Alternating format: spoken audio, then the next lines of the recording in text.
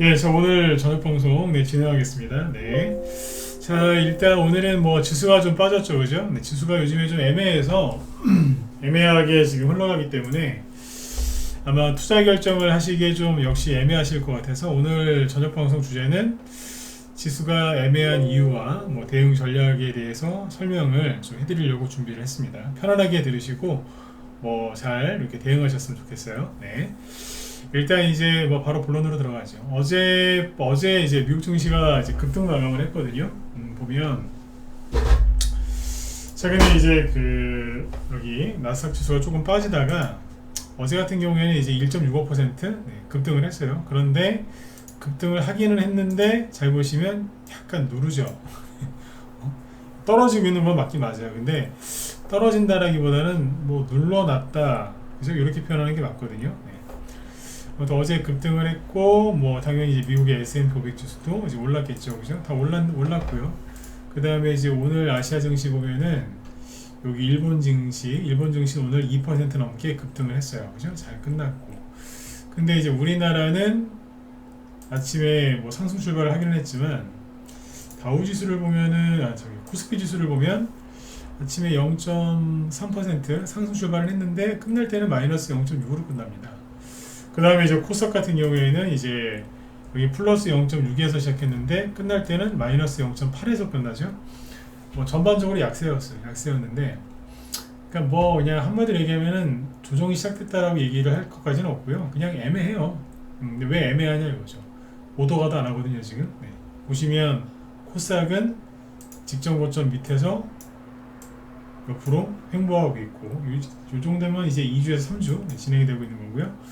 코스피도 보면 결국에는 이제 여기는 앞에보다 조금 더 올라가긴 했지만 결국에는 누르는 거죠. 그러니까 상승폭을 좀 반납해 놓고 횡보하고 있는 겁니다.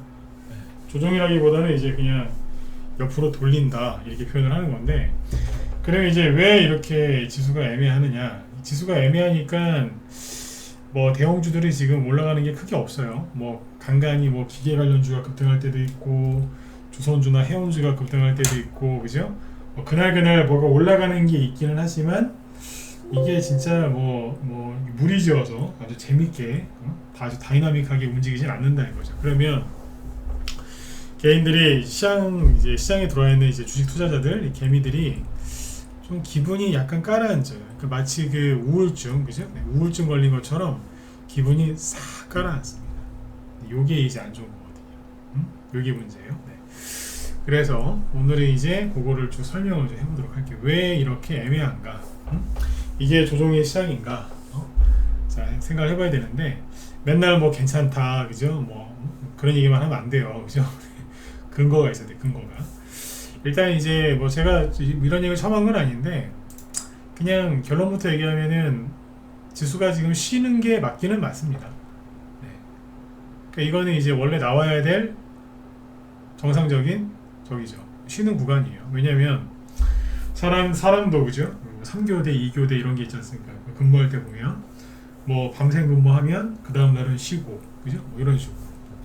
그러니까 교대 근무하는 것처럼 열심히 일했으면 쉬는 날도 있는 거거든요. 최근에 이제 여기 나스닥 지수 일단 한 번에 쭉 보여드릴게요. 네. 뭐 어디 특정 거기만 보지 말고 전체를 보자고요. 보시면 나스닥 지수가 5월 달부터, 그죠? 여기가 4월 말 5월 초거든요. 여기서 지금 이만큼 올라왔어요. 굉장히 많이 올라왔죠. 앞에서 여기 1월 초부터 1월 초에 그 AI 붐이 딱 일었을 때 그때 올라왔던 것만큼 올라왔거든요. 그러면 여기서 이렇게 쉬는 거는 당연하죠. 여기도 이만큼 올라오고 나서 단기 급등했으니까 옆으로 돌리다가 올라왔잖아요. 그죠? 여기 중간에 훅 떨어졌던 거는 미국의 은행 파산이라는 이제 아주 충격적인 그런 사건이 터졌기 때문에 좀 빠졌던 거죠. 그러니까 많이 올라왔으니까 쉬는 거예요. 그리고 필라델피아 반도체 지수가 여기 보시면 요거는 낙폭에 따른 반등이고, 올해 1월달에 이만큼 올라왔다가 옆으로 쉬었죠. 그 다음에 또 올라왔어요. 여기 마디 길이랑 여기 상승 마디 길이가 비슷해요. 그래서 옆으로 이제 똑같이 여기처럼 뭐 3개월 쉴 거냐, 그거는 가봐야 아는 거예요. 가봐야 한다고. 엘리어트 파동에서 얘기할 때는 그런 게 있어요. 앞에서 올라올 때 N자형으로 이렇게 조정을 받았다 그러면 그 다음에 조정받을 때는 횡보하는 조정이 나온다 이런 얘기가 있거든요. 반대로 처음에 이렇게 횡보하는 조정이 나오면 그 다음에는 N자형의 조정이 나온다. 그죠? 이런 게 나온다고 하는데 그거는 어디까지나 이론이에요. 이론. 실제로 이런 경우도 옛날에 많았지만 지금은 이 엘리어트 파동에 대해서 많은 사람들이 알고 있기 때문에 지금은 꼭 그렇게는 안 나오더라고요. 그냥 이건 뭐 옛날 그냥 돼요. 옛날 이론. 100% 맞진 않아요. 옛날에는 기가 막히게 잘 맞아서 소수들만 알고 있었던 그 기법인데 지금은 다 알기 때문에 그냥 참고로만 보는 거죠. 어쨌든 상승 마디가 거의 비슷하다는 얘기는 과열됐다는 얘기니까 당연히 이제 쉬어야 된다. 한자로는 이제 쉴 휴자 이렇게 보면 돼요. 쉬는 겁니다. 그렇죠? 자, 그러니까 뭐가 많이 올라왔어요? 나스닥과 반도체 지수가 많이 올라왔죠. 반도체가 왜 많이 올라갔겠어요? 작년 연말 올해 초 지금까지도 반도체 업황이 좋다고 기사가 많이 나오든가요? 안 좋다고 나오든가요? 안 좋다고 나오죠. 맨날 죽는데요. 맨날 어쩌고저쩌고. 근데 반도체가 왜 많이 갔을까요? 미국의 특히 필라델피아 반도체 지수가 많이 간 이유가 뭐예요? AI는 뭐 인공지능 뭐 그런 거 아닙니까? 4차 산업? 그 결국에는 컴퓨터. 그러니까 반도체가 반드시 필요하죠. 수요가 많을 거고 앞으로도 많이 일어나겠지만 지금도 많다는 거예요, 사실은. 그러니까 반도체가 이제 망할 것처럼 얘기를 했던 사람들도 잘못된 거고 그 말을 믿고 마음이 흔들리신 사람들도 그분들도 잘못됐던 거죠. 그런 새 가슴으로 무슨 주식을 하겠어요, 그죠? 새 가슴으로 그런 마인드로 주식을 하면 안 돼요. 설령 지금 새 가슴으로 시작을 해도 나중에 더 강해지셔야 되는 거죠. 그러니까 아무튼 이제 AI 뭐 어쩌고저쩌고 해서 반도체가 많이 갔죠, 미국의 반도체 주가, 그죠? 그래서 나스닥 지수가 더 많이 갈 수 있었던 거고, 그리고 최근에 여기 보시면 독일 증시도 독일은 작년 10월달에 저점인데 여기 대비 엄청나게 올라왔어요. 큰 조정도 없이 여기도 그냥 붕 떠 있어요. 프랑스는 더 올라가고, 그러니까 유로 스톡스라는 걸 보면 되는데 그냥 일부러 돌리고 있어요. 계속 너무 많이 가가지고. 그러니까 뭐냐, 그 다음에 일본 증시 있죠. 일본 증시도 보면은 이래요. 최근에 날랐거든요. 이 정도면 솔직히 좀 쉬어야 되지 않겠어요? 인간적으로, 그죠? 쉬어야 되는 거예요. 쉬고 있잖아요. 이거 갖고 뭐라 그래요? 쉬어야지, 그죠? 대만 증시 여기도 반도체 아니에요, 그죠? 순간 이만큼 올라왔는데 이게 작년에 반등 나왔을 때 있죠. 이거만큼 올라왔단 말이에요. 대충 저만큼. 왜 쉬어야죠? 쉬어야 되지 않겠어요? 인간적으로, 그죠? 거래도 많죠, 그죠? 과열됐다는 얘기예요. 단기 과열. 영원히 끝났다는 게 아니라 단기 과열. 그러니까 쉽게 얘기해서 또 얘기하지만 과열됐기 때문에 시키는 거죠. 근데 이게 재밌는 거 뭐냐면 일본에 있는 모든 주식이 올라왔을까요? 아니죠. 대만에 상장되어 있는 모든 주식이 다 올라와서 저렇게 됐을까요? 아니란 얘기예요. 그 얘기는 나스닥도 마찬가지고 S&P 500 지수도 마찬가지겠죠. 필라델피아 반도체 지수도 마찬가지일 거예요. 저기 뭐 필라델피아 반도체 지수는 뭐 주식이라기보다 그냥 반도체인데 어쨌든 나스닥이나 S&P 500 지수도 보면 당연히 전체가 올라온 건 아니에요. 그런데 그러면 보자고요. 전체가 올라왔을 수도 있지만 아니거든요. 그럼 누가 올라왔겠어요? 보시면 돼요. 최근에 테슬라 많이 올라왔잖아요. 마디 길이를 보면 이런 거는 이제 얼렁뚱땅 하시는 게 제일 좋아요. 최근에 이만큼 올라왔죠? 여기도 그만큼 올라오고. 대충 어때요? 비슷하잖아요. 그러니까 쉬는 거예요. 테슬라가 뭐 어쩌고 저쩌고 다 필요 없어요. 과열되면 쉬어야죠. 엔비디아 이건 이제 밑으로 떨어지면서 쉬는 게 아니라 옆으로 돌리면서 쉬죠. 엔비디아 여러분들, 예? 숨도 안 쉬고 여기까지 올라갔어요 지금. 그래서 최고가를 갱신을 해놓고 이루고 있다고요. 좀 쉬어야 되지 않겠어요? 어떻게? 인간적으로. 그러니까 이게 또 많이 올라가니까 폭락한다고 또 큰 난리를 지기는 거예요. 사람들이 참 웃긴 게 뭐냐면 옛날에 여기서 있죠, 여기서 우리나라 개미들이 어떻게 속았는 줄 아세요? 더 간다 그랬어요. 더 간다고. 삼성전자 들고 있는 사람 바보, SK 하이닉스 들고 있는 사람 등신, 엔비디아를 들고 있는 사람 고수. 더 간다. 답은 엔비디아에 있다. 그래가지고 여기서 매수한 사람들 반토막도 아니고 3분의 1 토막을 내놓고 여기서 묶고 가는 거예요. 이제 이렇게 되면 숄령 나왔죠. 다 묻어버리고 하는 거예요. 이 정도면 쉬어야죠. 저점 대비 4배 올랐다는 얘기인데 저점이 108달러 그죠? 지금은 400달러. 네, 4배 올랐어요. 4배. 쉬어야죠. 그죠? 그리고 엔비디아 갈 때 같이 가는 게 애플. 아직도 올라가요 지금도. 좀 쉬어야 되지 않겠어요? 애플을 볼 때마다 애플 이 주가를 볼 때마다 저는 항상 그 생각을 해요. 우리나라 삼성전자가 뭐가 못났다고 그죠? 애플은 저만큼 가는데 삼성은 이렇게 못 갈까 속상하죠. 저는 애플 늘 말씀드리지만 저는 애플 기계가 저한테는 안 맞아요. 저는 삼성이 좋아요. 세상에나 기계가 그렇게 많더라고요. 거의 이제 삼성 걸 쓰는데 삼성이 잘 됐으면 좋겠습니다. 마이크로소프트도 그죠? 여기에서 막 게임이들 막 이거 더 간다고 막 300 여기가 50달러 정도? 네. 근데 여기 뭐예요? 200달러. 반토막까지는 아니지만 아무튼 많이 뺐죠, 그죠? 그리고 전고점 왔잖아요 지금. 엄청나게 올라왔어요. 그러니까 특정 빅테크 기업들 몇 개가 지수를 끌어올린 거예요. 시가총액이 되게 큰데 이 종목들이 끌어올리니까 나스닥 지수가 이렇게 크게 급등을 한 거고 아까 엔비디아 있죠? 그 반도체로 분류되거든요. 그러니까 영향이 있던 거죠. 특정 종목들만 좀 올라왔지 대부분의 종목들은 많이 올라온 게 아니에요. 다 아시는 뭐 메타 이런 거 이런 얘기 얼마나 많이 해드렸어요. 미국 주식을 그냥 얘기하는 게 아닙니다. 이런 얘기 딱 해드리면 나가시는 분들이 있는데 이 주가들의 움직임을 알아야 테마주를 잘할 수 있는 거예요. 개별주 테마주 잘하고 싶으시죠? 단기 매매도 잘하고 싶으시고 들고 가는 것도 잘하고 싶으시고 그죠? 그래 이걸 정확하게 알아야 돼요. 큰 흐름을 알아야 테마주 쪽으로 돈이 들어오는지 안 들어오는지 안단 말이에요. 근데 여기도 지금 숨다는 식으로 이만큼까지 올라갔어요. 88달러에서 300달러까지 거의 4배는 안 되고 아무튼 3배 이상 올라갔어요. 근데 여기에서 조정이 시작됐나요? 아니요. 많이 올라와 있어요. 근데 사람들이 여기에서 그러는 거예요. 2년 전에는 더 간다고 난리 났었어요. 네이버하고 카카오는 더 이상 못 가는데 메타는 간다고. 역시 미국 주식이야 이러면서. 다 올렸잖아요. 그 당시에 고점 380달러, 최근에 저점 80달러. 뭐야 이게 4분의 1 토막이지. 좀만 더 떨어졌으면 5분의 1 토막 날 뻔했어요. 여기가 조정이 시작된 게 아직 몰라요.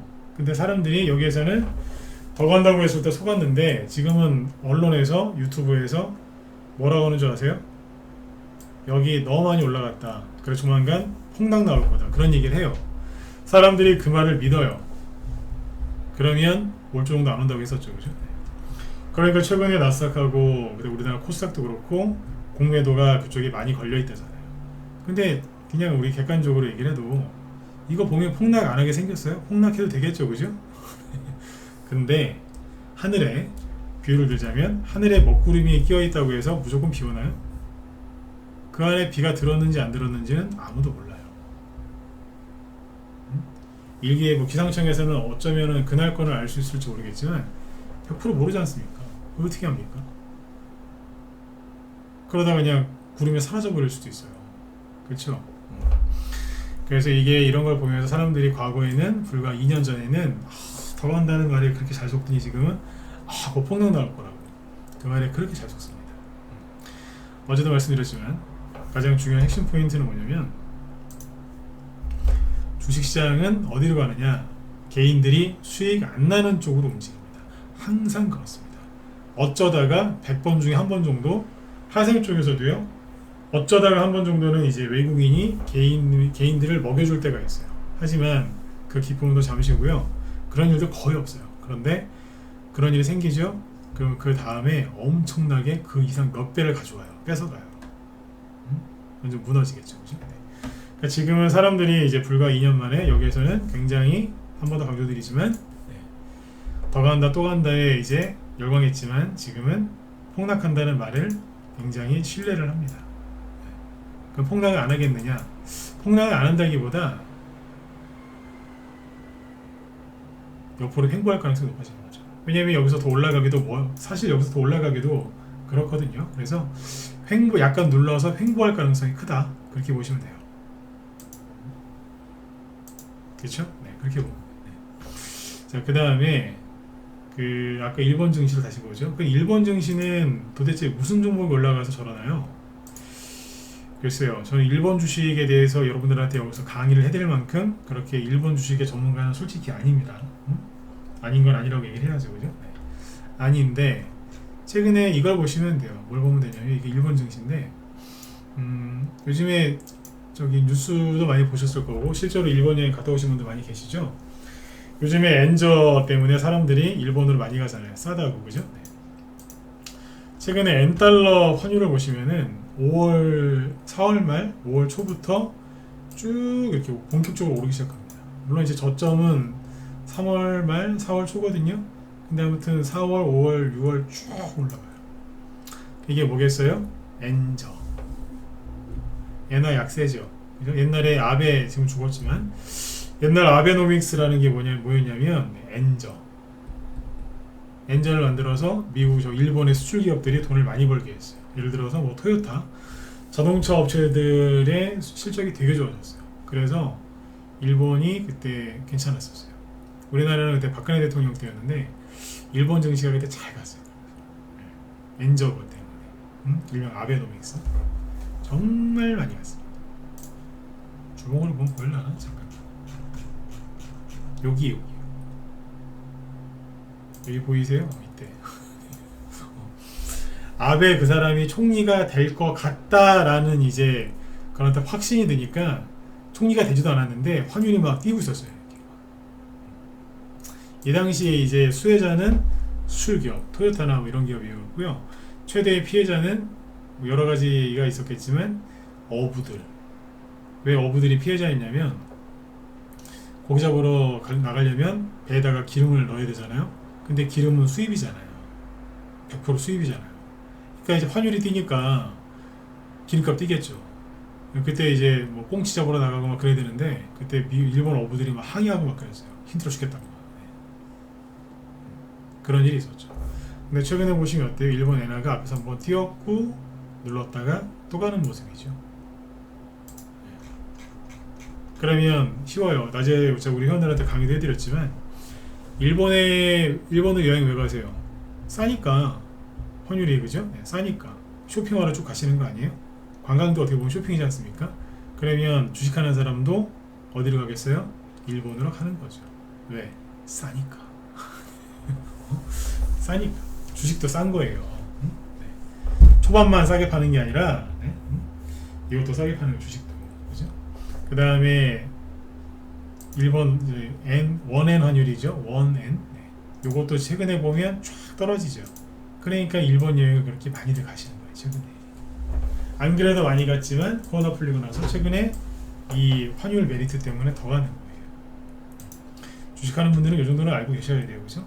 그 일본 증시가 많이 올라간 게 이해가 가죠. 그죠? 근데 이제 일본 중앙은행 총재 이런 사람들이 이제 뭐라고 하냐면 이건 너무 심하다라고 얘기를 합니다. 누가요? 금융 당국자가. 이거는 너무 과하다. 그 말 딱 나오니까 일본 증시가 어때요? 에이구 그러면서 이제 떨어지는 거예요, 순간. 근데 이제 아닌가? 그러면서 이제 다시 올라오겠고. 네? 네, 대통령 말도 되게 중요하지만 중앙은행자, 그죠? 네, 그 금융당국 그 수장의 말도 굉장히 중요합니다. 이제 구두로 이제 약간 이제 누르려고 했던 거죠. 너무 맹렬하게 올라가니까 환율이요. 그거 참고하시면 돼요. 그렇게 했을 때 일본 수출 기업들의 실적은 굉장히 좋아지고요. 환차익이 이제 자연스럽게 생기는 거니까. 그 영향이 우리나라에도 있어요.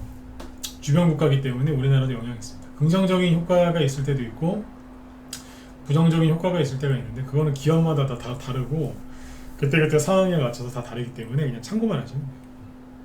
대만도 아무튼 증시가 잘 갔죠. 여기도 이제 과열됐으니까 쉬는 거예요. 그러니까 지금 우리나라 코스피 지수도 보면은 좀 애매하죠. 왜냐면 어제 얘기했었죠. 우리나라는 미국이 빠졌는데도 별로 안 빠지죠. 근데 어제는 어때요? 미국이 올라갔는데 우리나라는 별로 안 올라가죠. 왜겠어요? 우리는 별로 올라간 게 없어요. 그러니까 별로 떨어질 것도 없고 딱히 올라갈 것도 없고 딱히 떨어질 것도 없어요. 그냥 이러고 있는 거예요. 환율을 보면 알아요. 아까 이제 뭐 엔화 이런 것들 막 올라가잖아요. 근데 여기 보면 우리나라 원달러 환율을 보면 이쪽으로 하면 어디예요? 강세죠. 원화 강세. 강세가 됐다가 최근에 다시 또 이제 약세가 됐다가 살짝 이러고 있어요. 그러니까 그냥 환율도 되게 어정쩡해요. 물론 환율이 여기서 이렇게 올라가는 것보다는 이게 훨씬 나은 거예요. 환율이 여기서 계속 올라가면 우리나라 부동산 그쪽에 문제 생겨요. 여기서 계속 올라가잖아요. 자꾸 그러면 진짜로 문제 생긴다니까. 왜냐면 집 지을 때 원자재 그죠? 네, 다 수입이잖아요. 대부분. 그러면 수입 환율 올라가면은 수입 원가 올라가니까. 안 그래도 집 지어서 팔아도 남는 게 없고 잘 팔리지도 않는데 원자재 가격까지 계속 올라간다? 그러면 줄도산 나와요. 줄도산. 집 짓다가 포기한다고 그냥 야, 더 이상 안 되겠다. 이거를 계속 저 원자재 비싼데 이걸 해가지고 집을 지어서 파느니 그냥 여기서 부도 내는 게 낫겠다. 부도 내버려요. 환율 올라가는 거는 건설업체한테는 굉장히 좋은 게 아니에요. 굉장히 안 좋은 거예요. 그죠? 네. 그 정도를 알고 하셔야 돼요.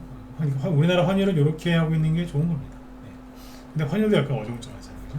그죠? 여기까지 말씀을 드린 거를 정리를 잠깐 하고 가면 최근에 지수들 이렇게 미국이라든지 일본이라든지 대만 그 다음에 유럽은 작년부터 올해초까지 많이 올랐고 필라델피아 반도체 지수 등 이런 것들이 이제 AI 그죠? 그래서 빅테크 기업들이 위주로 많이 올라가서 증시가 많이 올랐고 일본이나 이런 쪽은 또 환율 엔저 이것 때문에 더 증시가 많이 갔고 우리나라에도 직간접적 영향이 있었기 때문에 우리나라도 뭐 영향을 좀 받았다고 보시면 되죠. 네.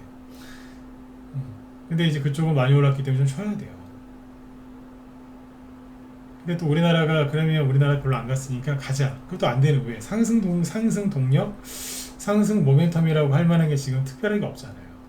그렇죠? 애매한 거예요 지금. 가긴 가야 되겠는데 애매하고 떨어지기도 뭐하고 이해되시죠? 네, 그 상태입니다. 그러면 이제 여기서 또 영향을 주는 게 뭐냐면 심리적인 거죠. 지금 아까 이제 빅테크 기업들 일부가 많이 올라가니까 개미들이 이제 그쪽에 하락에 베팅하고 있는데 하락에 베팅할 때는요 이유가 있겠죠. 그분들도 이유가 뭐 있을 텐데 뭐가 있냐면 미국 같은 경우는 이제 그런 뉴스가 많이 나와요. 하반기에 미국의 상업부동산 부실 우려. 상업부동산. 그러니까 뭐 우리 얘기하는 아파트 이런 거 말고 뭐 이렇게 오피스텔, 오피스텔이 아니라 오피스. 그런 쪽에 이제 그 공실률이 높아지면은 그쪽에서 이제 뭐 건물도 그냥 기업 망하듯이 주르륵 파산할 수 있지 않습니까? 연쇄 부도나듯이 그런 우려가 실제로 있습니다. 그래서 미국의 유명한 사람들이 이제 2008년, 2007년, 2008년 그때 리먼 브라더스 부동산 위기가 또 올 거다 그런 얘기를 하는 사람들이 있습니다. 근데 그 얘기는 허언이 아니고 진짜 그런 일이 생길 수가 있어요.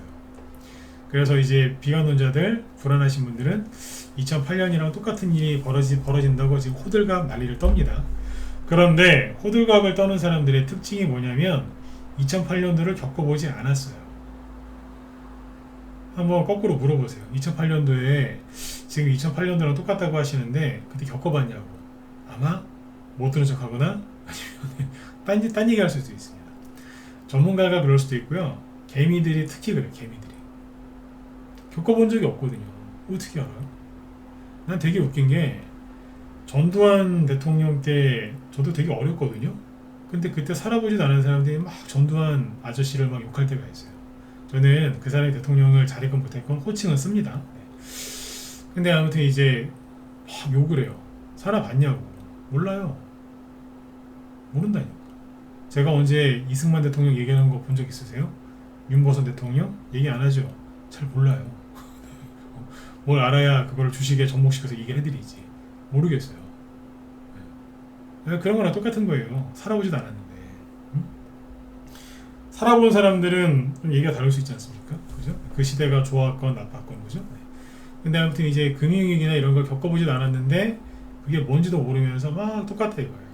그러니까 어서 주워 들은 거 갖고 얘기하는 거죠. 응? 주워 들은 거. 그죠? 그러니까 제가 하고 싶은 얘기가 뭐냐면 하반기에 미국 하반기에 상업부동산 이게 부실 우려가 있는데 저게 터질 가능성이 낮아요. 그리고 2008년도랑 다를 가능성이 굉장히 높습니다. 그 근거는 뭐냐면 간단합니다. 2008년도에 그때도 상업부동산 위험하다라고 그 의혹을 제기하는 사람도 있었거든요. 근데 그 얘기가 언론에 잘 타지도 않았고 철저하게 무시당합니다.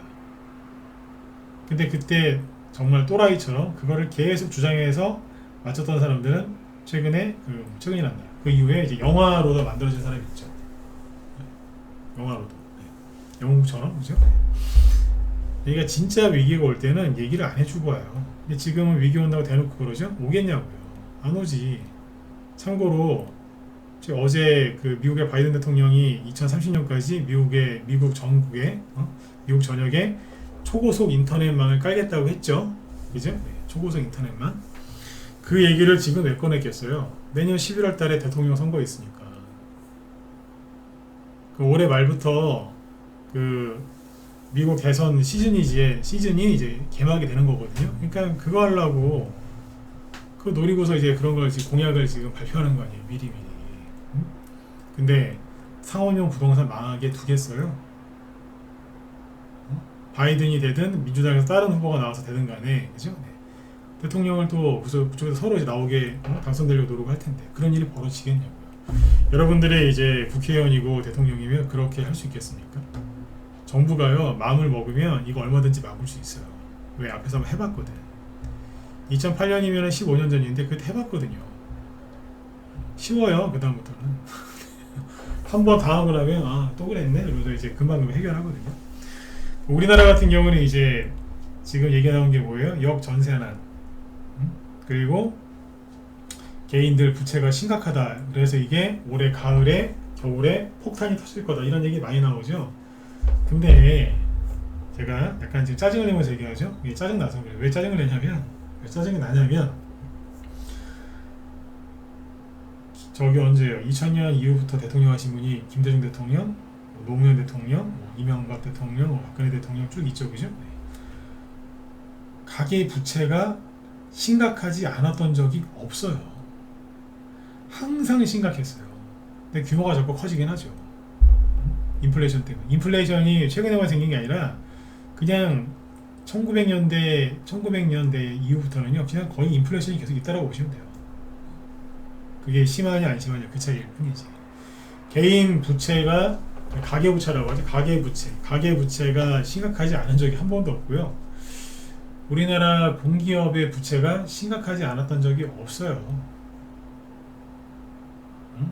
없다니까. 이해가세요? 네. 이것 때문에 망할 거라고 자꾸 그런 얘기가 많이 나오는데 결국에는 안 망해요. 언젠가는 망하겠죠.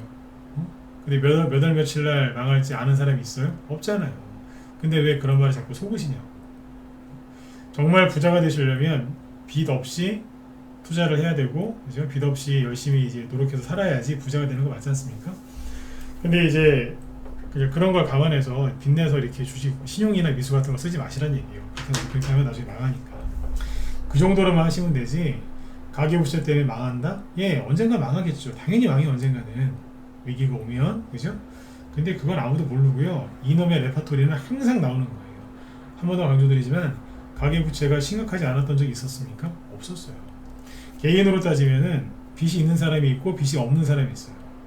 근데 이제 사업이 잘 안 돼요. 6개월, 1년이 지나도록 안 돼요. 그러면 빚이 많은 사람은 금방 자빠져요. 근데 빚이 없는 사람은 끝까지 버텨요. 빚이 없으니까. 그렇죠? 네, 그런 차이가 있는 거죠. 그렇게 보시면 돼요. 그 다음에 역전세난 얘기가 나오는데 이거는 아마 정부에서도 대책을 마련할 것 같아요. 아까 개인 부채 문제도 마찬가지고. 왜냐하면 우리나라도 내년에 선거가 있는데 대통령 선거보다 이게 더 중요하지 않습니까? 당연한 거잖아요. 그죠?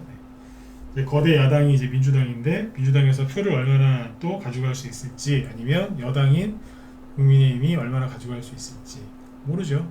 근데 어쨌든 서로 목숨 걸고 싸우지 않겠습니까? 네. 내년 총선 지금 10개월도 안 남았어요. 조금 있으면 이제 나올 사람들 막 이제 줄줄이 막 하고요, 막 그래요. 다.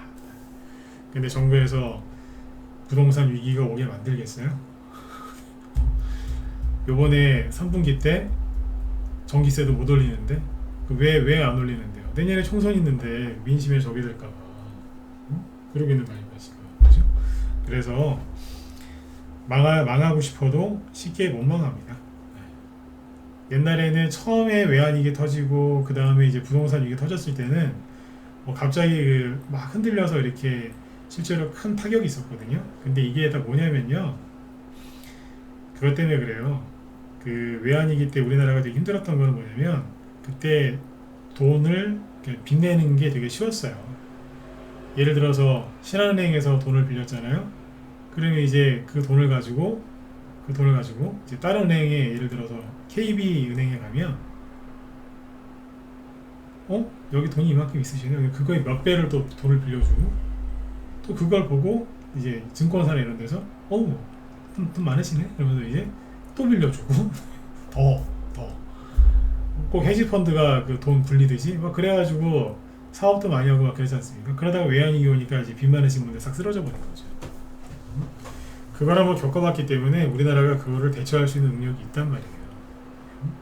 부동산 위기는 왜 왔냐면 어디에 집값이 폭락해서 그렇다기보다는 그 부동산을 담보로 이제 파생이랑 연관돼 있던 뭐 기타 등등등 그런 금융 상품들의 문제가 생겨서 큰 부동산에서 파산하니까 줄줄이 문제가 생겼던 거죠.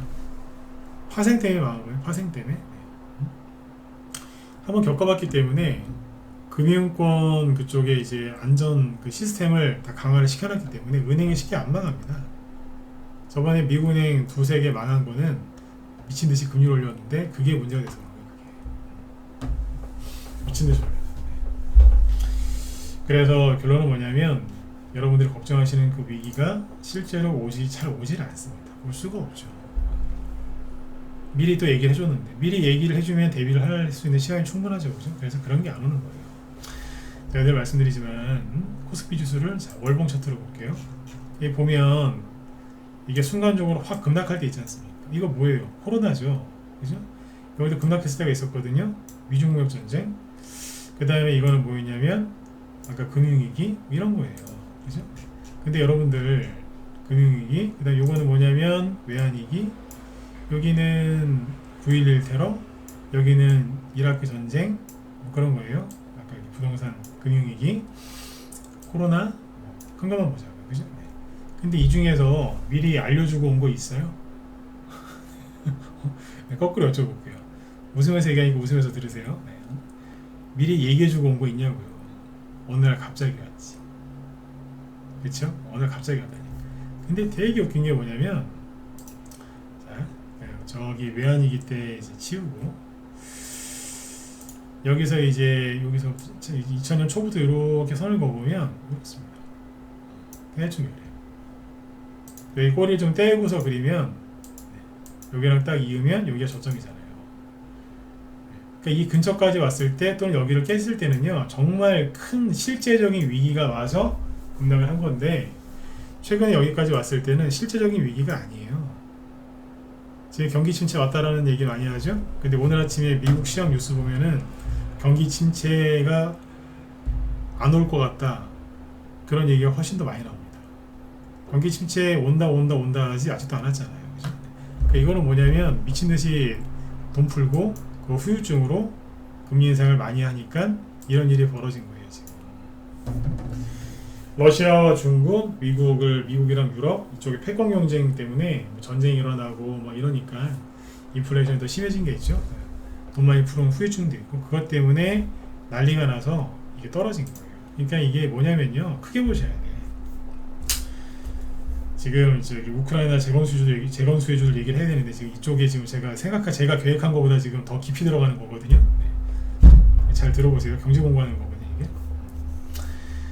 외환위기는 우리나라만 온 게 아니라 여러 나라가 그때 겪었거든요. 외환위기는 뭐냐면요, 그때 외환위기는 그때까지 이제 고도 성장을 했던 나라들 있죠. 이 나라들을 외국계 세력이 들어가서 일명 양털깎기라고 해요. 양털깎기. 양털깎기가 뭐냐면 말 그대로 이제 그런 거죠. 양이 이제 풀 먹이고 재워주고 잘해줬더니 이제 양털이 많이 자랐어요. 그러면 그거를 잘라가죠. 그리고 다시 던져놓으면 다시 또 양털이 길겠죠. 때가 되면 와서 걷어가는 거예요. 이제. 그러니까 이제 외국계 자본이 들어와서 그 나라에서 이제 뭐 기업 활동을 지원하거나 뭐 개인들이 뭐 할 수 있게 뭐 도와줬겠죠. 돈이 들어왔으니까. 그럼 그 나라에서 열심히 막 땀 흘려서 일하고 막 해가지고 개발하고 그래서 성과를 냈어요. 그걸 외국인들이 다 가져가는 거예요.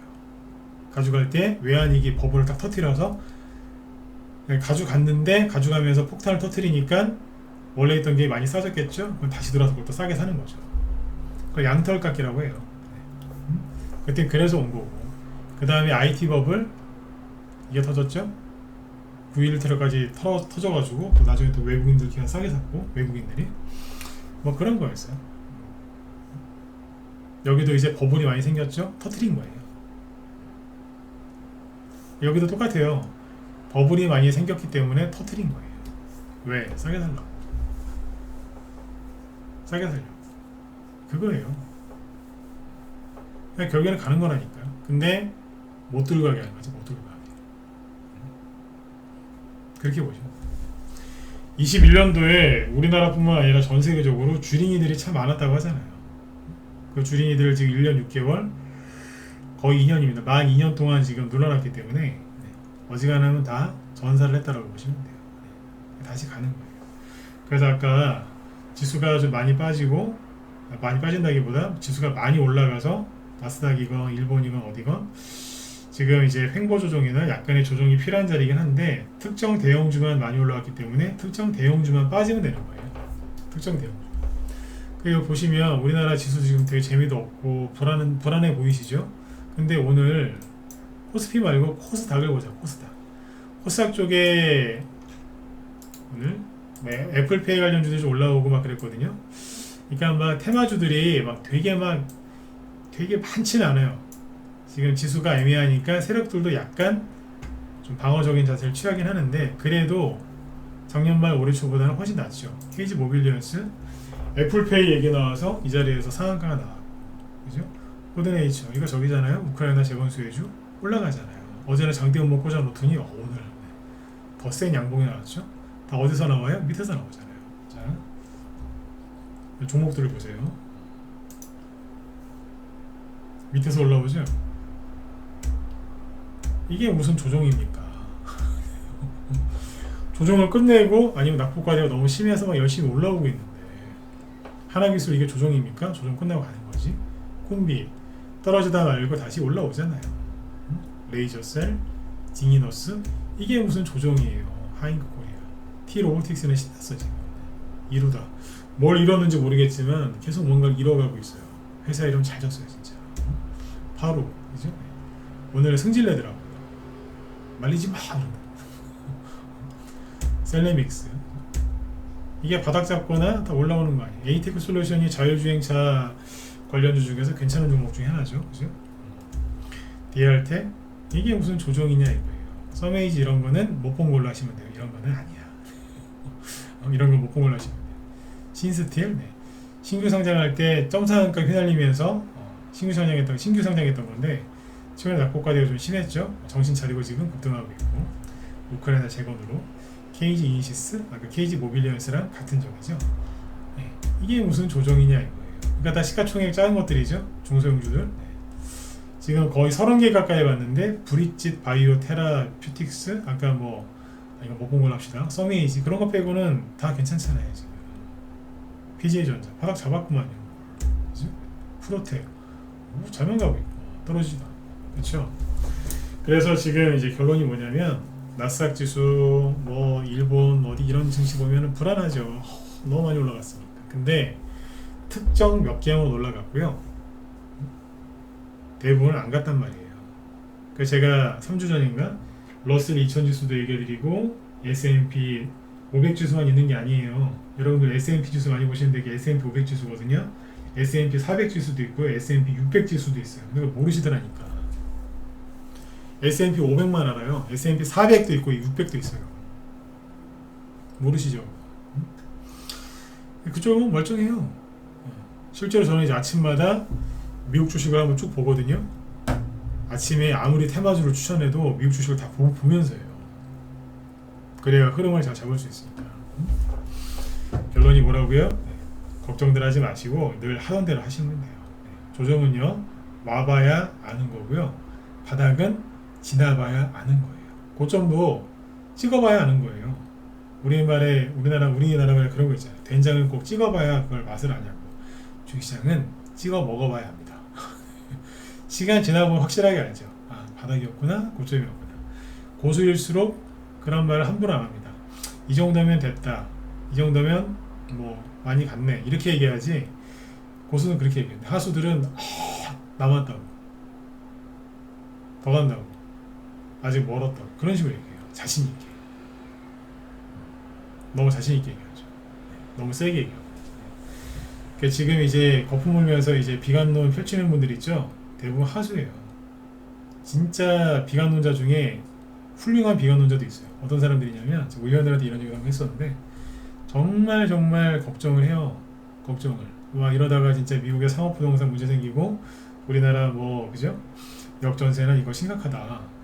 그리고 그거에 대한 대안.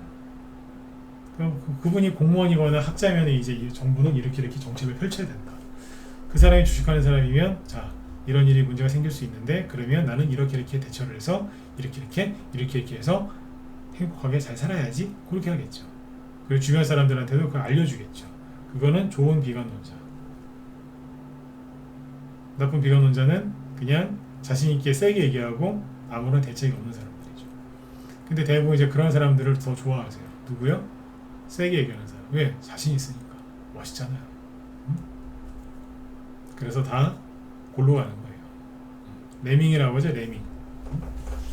쥐 중에 왜 그 집단 자살한다고 하는 쥐 있잖아요. 집단 자살하는 게 아니라 맨 앞에 가는 시력이 안 좋아서 맨 앞에 가는 쥐 따라가다가 다 죽는다면서요. 레밍이라고 맞죠? 네. 비관론자 따라가지 마세요. 아니 원하시면 따라가셔도 되는데 난 진짜 안 가셨으면 좋겠어요. 진짜로. 네. 그래서 지금 원래 우크라이나 재건 수혜주를 좀 얘기하려고 준비를 했는데 요거는 내일 좀 해야 될 것 같아요. 오늘 저기 코스닥 시가총액 상위 종목이 아니고 코스닥 상승률 상위 종목을 보면 조정의 냄새가 나지 않습니다. 그냥 중소형주 위주로 열심히 하시는 분들은 열심히 하시면 돼요. 삼성전자가 여기서 떨어질 것 같기도 하지만 안 떨어지죠. 네. 한마디로 뭐냐면 애매한 거예요. 그래서 저번에 그런 얘기 해드렸잖아요. 삼성전자 저희 방 같이 갖고 있어요. 갖고 있는데 지금은 삼성전자 못 사요. 사람들이. 저희 방에서도 지금 추천 못 나가요. 왜? 애매하니까. 그러니까 들고 있으니까 올라가면 팔아드리면 돼요. 내려오면 또 사드리면 되죠. 근데 지금 자리는 저희 방에서도 지금은 못 사요. 왜? 애매하니까. 그래서 삼성전자 우리 방에서 제일 싸게 산 거는 팔아버렸다니까 여기서. 그리고 개별주로 옮겨버렸어요. 당분간 애매할 거라고 생각을 하기 때문에. 네. 그쵸? 지수가 애매할 거예요 계속. 오늘의 결론, 당분간 지수가 애매할 가능성이 크다. 그러니까 지수가 애매할 때는 당연히 중소형주가 많이 가죠. 왜? 그동안 못 갔으니까. 중소형주 아무리 상한가 10개씩 나와도요, 지수는 거의 안 움직여요. 세력이 의도는 뭐예요? 지수를 애매하게 만드는 거예요.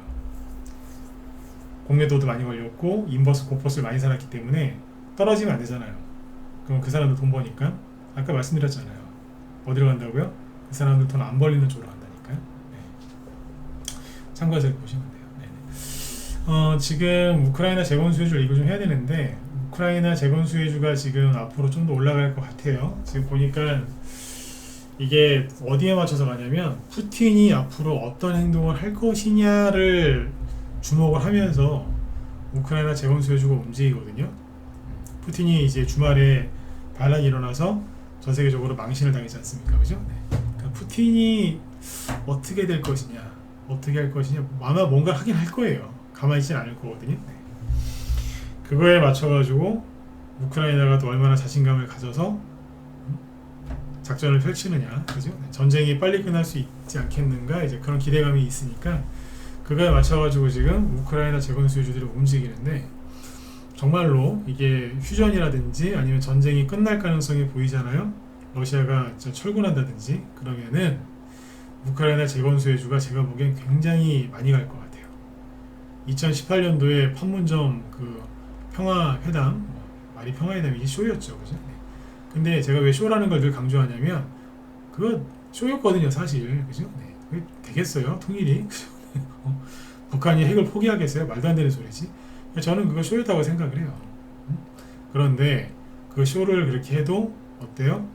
대북주 그때 수백 개 갔어, 수백 개. 나는 내가 전문가면서 나 우리나라의 철도 테마주가 그렇게 많은 줄 처음 알았어요. 나중에 진짜 어마어마하더라니까요. 와, 무슨 대북주가 옛날에 한 20개만 알면은 다 이제 할 수 있었거든요. 테마주 순환매를 다 할 수 있었어요. 한 20개만 알면 200개가 넘었어요. 한 400개 가까이 됐을걸? 다 따지면 어마어마했어요. 대용주도 갔어요. 그때 대용주 원래 테마주는 안 가는데 이번에 이제 푸틴이 어떻게 될지 모르겠는데 그거에 맞춰가지고 우크라이나 재건 수요주 가게 되면은 그때 대북주처럼 많이 갈 것 같습니다. 왜냐하면 다 부서졌거든요. 우크라이나 다 부서졌잖아요. 북한처럼, 그죠? 엄청나게 많이 갈 것 같아요. 제가 이런 얘기 왜 자꾸 하는 줄 아세요? 작년 봄에 윤석열 정부 부동산 정책 수혜주로 들어온 세력들이 아마 저랑 똑같은 생각하고 있을걸요? 가기만 해봐라. 다 엮어가지고 올려버리고 나가자 버리고 아마 이를 갈고 있을 거예요. 그 사람들 물렸거든요. 저번에 얘기해드렸지만 누가 금리 인상을 이렇게 많이 할 줄 누가 알았겠어요, 그죠? 네. 지금 이 갈고 있어요 지금. 올라오기만 해봐라. 아니 그 뭐 재료만 나와봐라. 확 올려버리게. 제일 좋은 게 우크라이나 그거라니까. 이게 될지 안 될지 언제인지 모르겠지만 아무튼 기대가 좀 되긴 합니다. 아주 많이. 총선도 있고 부산 엑스포도 있고 사우디 빈살만도 뭐 열심히 하고 있으니까 그거 다 엮을 수 있거든요. 네.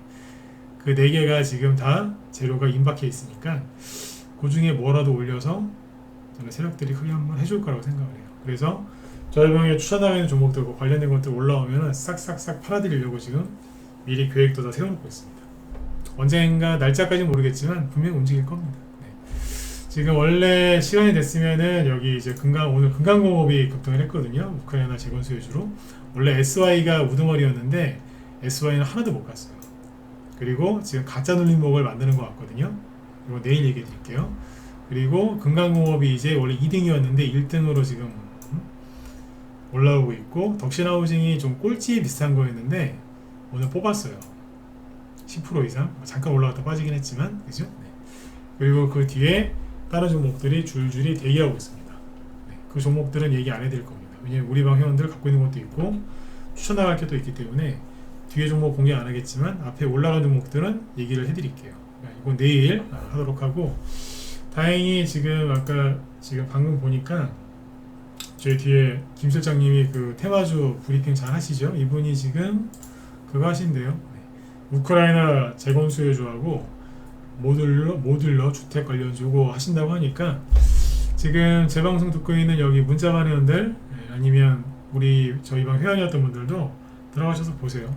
오늘 제가 이걸 했었어야 되는데 아까 이제 얘기가 길어져서 그냥 그쪽 마무리 짓는다고 이쪽 얘기를 많이 못했으니까 김 수장님 방송을 좀 많이 참고하시면 좋겠습니다. 테마주 중요한 핵심 종목 있죠? 그러니까 좀 찌질한 거 그런 거 얘기 안 하시고 힘 있는 거 그 다음에 대장주 위주로 설명을 쭉 해주시니까 도움 많이 되실 겁니다. 네, 유튜브도 하시니까 유튜브 들어가셔가지고 무소TV 김실장이라고 검색하시면 바로 나와요. 네. 자, 아무튼 여러분들 오늘 편안한 밤 되시고요. 네, 저는 내일 저녁 때 또 뵙도록 하겠습니다. 네, 수고들 많으셨습니다. 네, 편안한 밤 되세요.